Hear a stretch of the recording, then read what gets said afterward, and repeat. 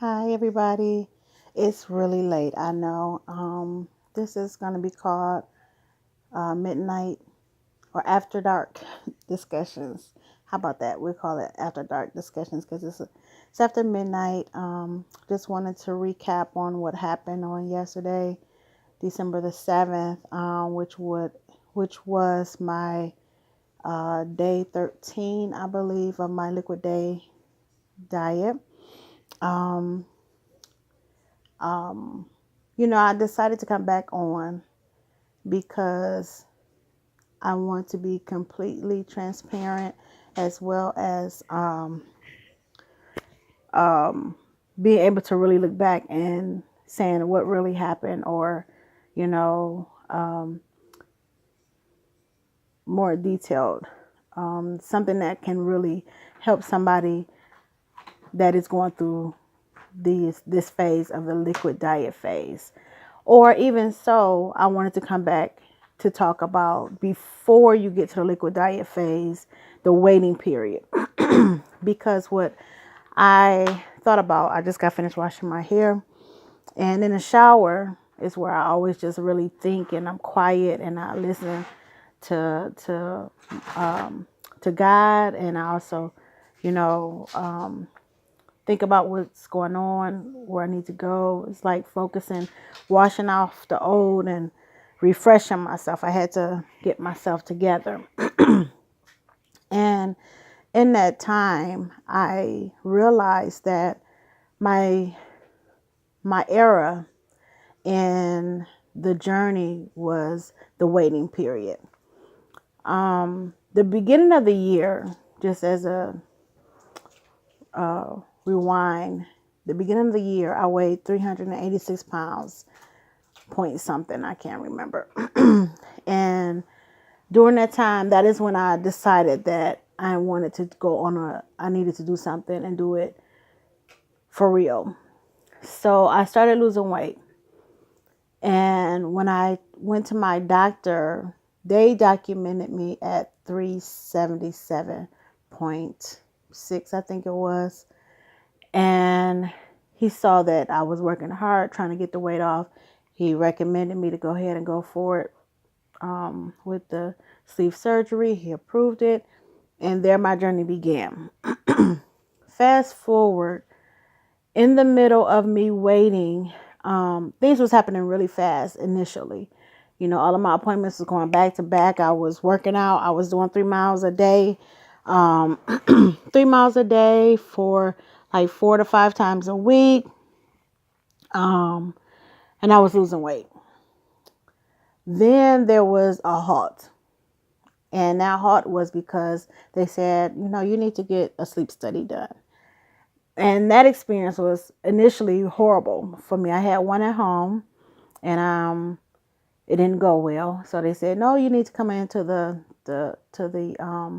sleep study center so you can sleep overnight.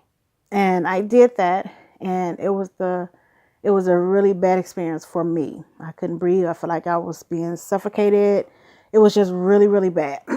So much so that I even told my husband, if I got to get on this thing, I don't know if I can go move forward with the surgery. But I did. I ended up getting a CPAP, not a CPAP. I actually have a BiPAP, and that is a little bit different from a CPAP. The machine looks the same, but it operates a little bit different. A BiPAP adjusts the air according to how you're breathing while you're asleep.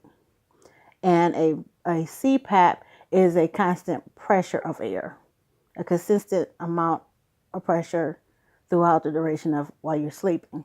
And a BiPAP is not like that. It depends on what's going on while you're asleep. It adjusts. It adjusts to your sleeping, your breathing, while you're sleeping. So I got on that, and then of course you have to wait a certain amount of time before it's documented that you've done it enough times and you're sleeping better, and it's you're okay. You need that to move forward with the surgery. So while I was going through that, what 2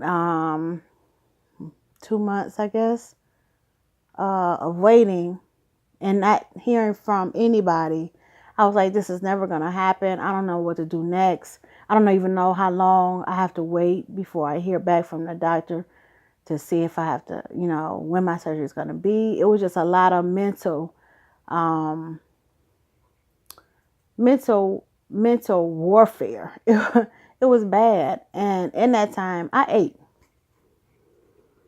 And I got back to my starting point, honestly. Back at the 370. I think it was like 376, I think it was. I was like a pound and a half away from where I started from, something like that. Fast forward again. I got a letter in the mail saying that, my sleep study was is good. Turn my report in to the surgeon and you can move forward. Then I started to panic because I stopped working out. I was no longer, down to the 360s at that point. I was back up to the 370s. And when I saw my surgeon, he was okay. He was like, you know what, work really hard. You got a 2-week liquid diet coming up. I saw him in July. He said, you got a 2-week. I'm sorry. It was not July. He said it was July. It wasn't July. I think I had saw the doctor in October. And he said you got a 2-week liquid diet to do on November the 25th, and you should be fine. His goal was for me to lose 37 pounds, and I knew that. So fast forward, there were 3 really big events for me during the phase of the liquid diet. And I chose to go off the liquid diet. So I had to say this because this is my truth. This is my diary. This is my reality. And this is my mirror to myself. And I know that, other people are watching this, and hopefully it will be helpful, that you do have to be honest with yourself. Now, at the times that I chose to eat, those times I really wasn't really hungry, honestly. But I did it because to me, it was memorable moments. And I didn't want to have any regrets in experiencing the whole situation of the events. And so at the time, I didn't have any regrets. Excuse me. So tonight, my reflection was this. When you make a decision, and you hear, there's consequences to every action, right? We all know that. But in that, when you decide to make a decision in this journey of weight loss, you have to be honest with yourself to say, okay, do I really want this food, or do I want to go off of this liquid diet, or do I want to go off the plan? Because this is going further than just now. Like my surgeon said, the surgery is just an hour. That's the quickest part of the whole journey. It's the before and the afterwards of living the life that you need to live. And that's staying on program. And I don't want to be so rigid or so I don't know the word for it. I don't want to feel restricted in a way that I'm not happy, right? So that's why I did what I did on those 3 occasions. And even today, I don't regret those things. What I regretted was not maintaining my dedication and the workout.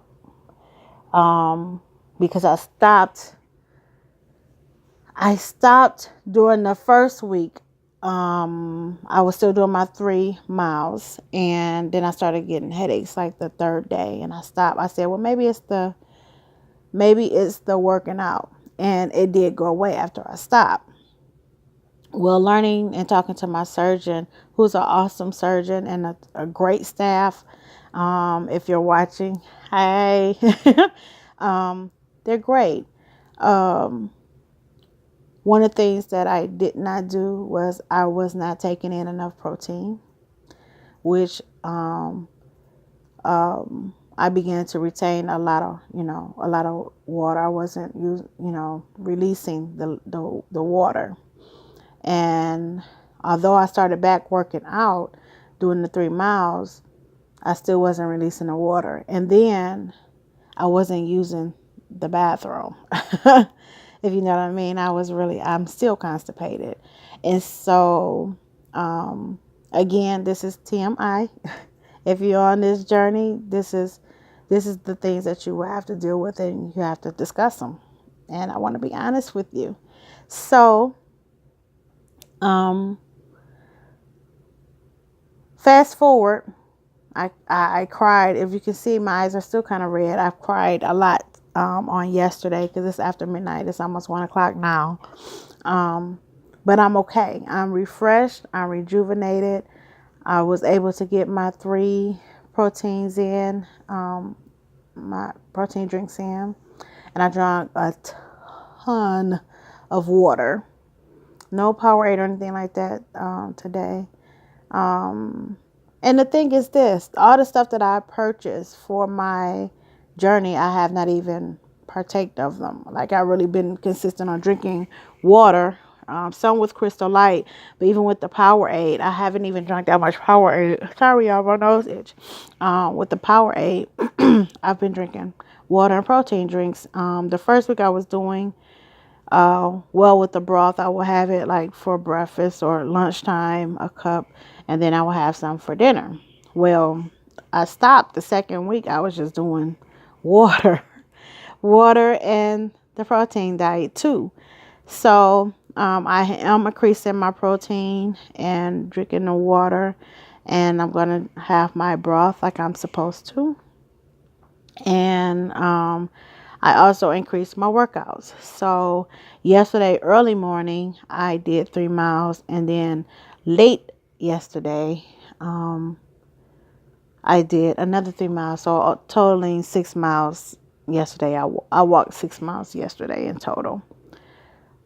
Today I will be doing the same. I'm going to wake up and I'm going to do 3 miles, and then late tomorrow evening, I'm going to do another 3 miles. And I see the doctor next Friday, and they're going to weigh me again. And I don't know what's going to happen with that because it's just a week. I don't know if he's going to be okay with what I weigh at that time or not.